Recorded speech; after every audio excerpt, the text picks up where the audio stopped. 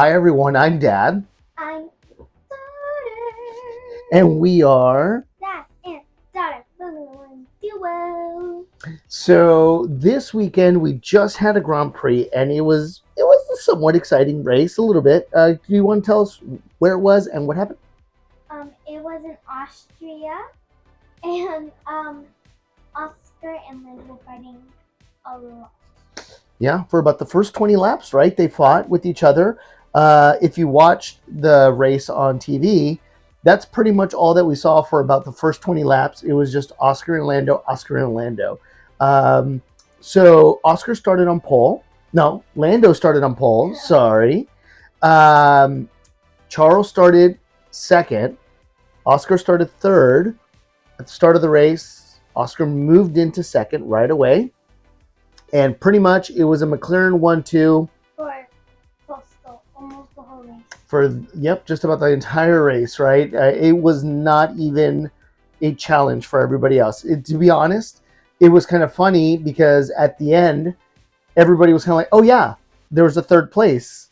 And it was a Ferrari, and it was Charles. Like, we all kind of forgot. But the space between Charles and Oscar throughout almost the whole race was about like 12 seconds and more. Yeah, it was a lot, right? It was a really big gap between Oscar and Charles from second to third. It was a really big gap.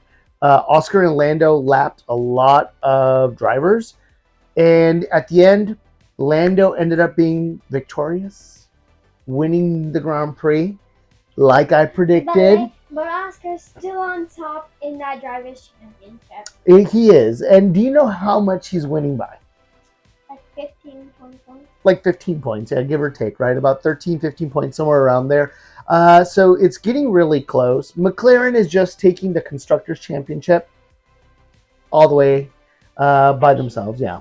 Like nobody. It's because if they have the Drivers' Championship 1-2, and they keep getting 1-2, it's like, who's even gonna come close to even getting 10 points to win, to get in the drivers? Yeah, like they're not catching up. No one's catching up. I mean, the only real challenger that was there at one point was Max, and then what ended up happening to Max at the Grand Prix? Yeah, but he didn't really crash into anybody. No, Who Kimmy crashed into him. Kimmy crashed into him at the turn at turn 3. I was hoping Kimmy would got like 4th, and then he got out. Yep, yeah, he evaded Liam Lawson, who did actually really well. We'll talk about that in just a second. He evaded Liam Lawson and locked up his rear brakes, and then just went straight ahead and went right into Max and took both of them out of the race on lap 1.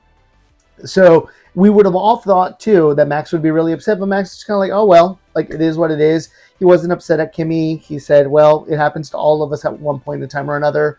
Not a big deal. And I really do think that Max is also just like, oh well, like I don't think anything is really going to happen. Like he's not going to be driver's champion. He's not fighting for constructors championship.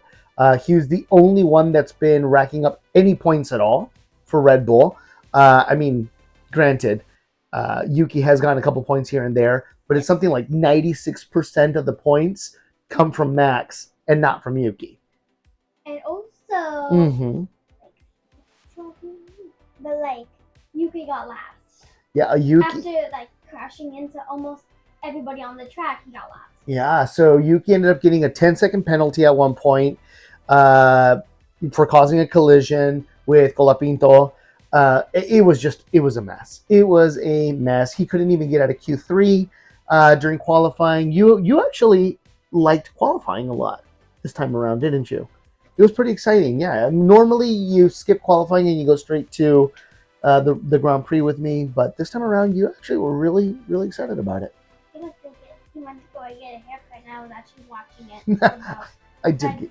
And then I left. Yeah, I did. Came back. I did go get a haircut, and you were watching, and then you kept me updated. When I got home, you almost told me who was on pole, but I got to rewatch it, and I was able to catch up. So overall rating of the Grand Prix out of 10. I think it's like a 7 out of 10. I would have liked a little bit more, you know, you Yeah. know what I mean. Yeah, a little more action. Yeah, Yeah. that's true. Yeah, I'm gonna agree with you. I think if we would have saw a little bit more action, that would have been really fun. But I mean, at the end of the day, it was still a good race. Exciting parts of it were Kimmy and Max at the beginning, Lando and Oscar kind of fighting, and then they all just kind of disappeared into the air. And then at the very end, Gabriel Bortoleto and Fernando Alonso kind of fought towards the end and made it kind of exciting.